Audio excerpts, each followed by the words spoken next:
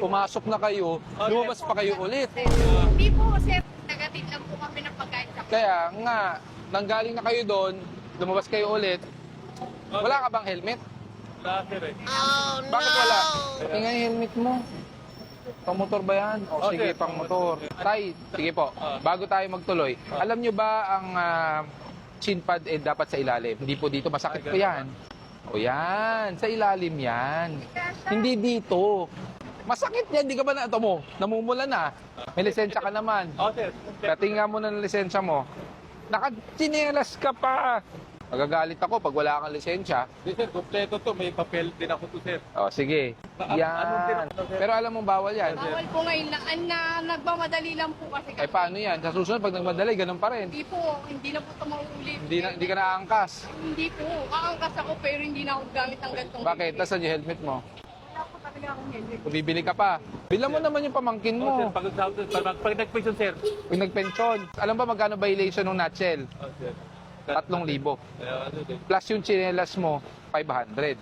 3,500. Para naman konting give and take tayo. Okay?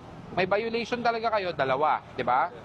Pero imbis na 3,500 ang babayaran mo, titikitan kita ng chinelas. Sir. 500 na lang. Sir. Bibigyan ko siya ng bagong helmet.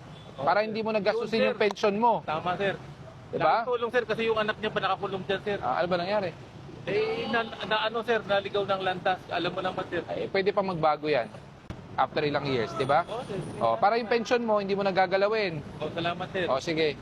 Pahing ako ng bagong helmet. Maraming salamat. Walang ano man. Eh, kami naman, ang gusto lang namin, safe kayo palagi. Diba? Saka, syempre, kailangan natin ipatupad kung ano yung tama. O, ang ticket mo, 500 na lang dahil sa ano, ha? Improper footwear. O, halika, subukan natin. Pag di nagkasya, ticket ka ulit. Ayan. Ito, dapat, buddy, dito yan sa ilalim, ha? Pero pakisikipan nyo. Ayan.